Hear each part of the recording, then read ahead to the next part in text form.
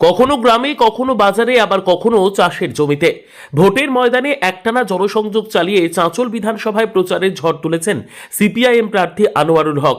প্রায় দেড় দশক পর এই কেন্দ্রে সিপিআইএম এর প্রার্থী দেওয়াকে ঘিরে নতুন করে আশার আলো দেখছে দল। নির্বাচনের আগে তার সক্রিয় প্রচার ঘিরে এলাকায় বাড়ছে রাজনৈতিক উত্তাপ, পাশাপাশি কর্মী সমর্থকদের মধ্যেও তৈরি হয়েছে নতুন উদ্দীপনা। এদিন মকদমপুর গ্রাম পঞ্চায়েতের বিভিন্ন গ্রাম, বাজার ও চাষের জমি এলাকায় ঘুরে সাধারণ মানুষের সঙ্গে সরাসরি জনসংযোগ করেন আনোয়ারুল হক। স্থানীয়দের সঙ্গে কথা বলে তাদের সমস্যা শোনেন এবং দলের অবস্থান তুলে ধরেন তিনি। প্রার্থীর দাবি, এই প্রচারে সাধারণ মানুষের উল্লেখযোগ্য সাড়া মিলছে। আনোয়ারুল হক বলেন, প্রায় 15 বছর পর চাঁচল কেন্দ্রে সিপিআইএম এর প্রার্থী দেওয়ায় সংগঠনে নতুন প্রাণ ফিরে এসেছে।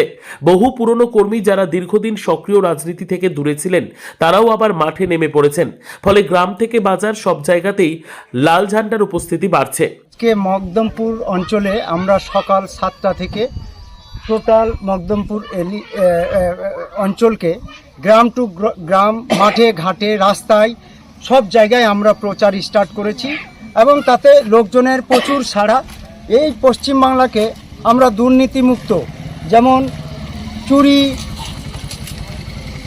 বিভিন্ন প্রকারের যদি রাস্তাঘাট, এই স্বাস্থ্য কাটমানি সহ এগুলো পশ্চিমবাংলাকে দুর্নীতিমুক্ত করতে আমরা রাস্তায় নেমে পড়েছি। এদিনের প্রচারে তিনি বর্তমান সরকারের বিরুদ্ধে দুর্নীতি, কাটমানি এবং ভাতা নির্ভর রাজনীতির অভিযোগ তুলে সরব হন। তার কথায়, আমরা অনেক আগেই প্রচার শুরু করেছি। মকদমপুরের বিভিন্ন বুথে গিয়ে মানুষের সঙ্গে কথা বলেছি। শিক্ষা ও স্বাস্থ্য ব্যবস্থার বেহাল অবস্থা এবং একাধিক দুর্নীতি আমাদের প্রচারের মূল ইস্যু। সাধারণ মানুষ নিজেরাই তাদের অসন্তোষের কথা জানাচ্ছেন এবং আমাদের সমর্থন করছেন।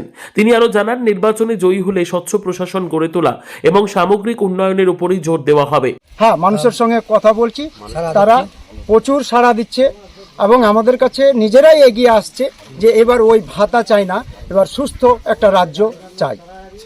যেমন আমরা রাস্তাঘাট, স্বাস্থ্য যেমন টলমলো অবস্থা, যেমন শিক্ষা, পানীয় জলের ব্যবস্থা, এইগুলো আমরা চেষ্টা করব। ইলেকশন ডিক্লারেশনের পরেই আমরা প্রচার স্টার্ট করেছি। আমাদের সব থেকে বড় র্যালি প্রচার এটা আমরা এই মকদমপুর অঞ্চল থেকে স্টার্ট করেছি। গ্রাম্য এলাকায় বুথে বুথে হয়ে আসছি আমরা। হ্যাঁ, 100% লোক নিজেই বলছে যে এই সিপিএম সরকারই ভালো ছিল, আবার ওই সিপিএম সরকারকে চাই। সব মিলিয়ে দীর্ঘদিন পর সংগঠনের পুনরুজ্জীবন এবং জোরকদমে প্রচারের জেরে চাঁচল বিধানসভায় সিপিআইএম এর লড়াই নতুন করে জমে উঠেছে বলেই মনে করছে রাজনৈতিক মহল। মালদহ থেকে জিএম মমিন, লোকাল 18 বাংলা।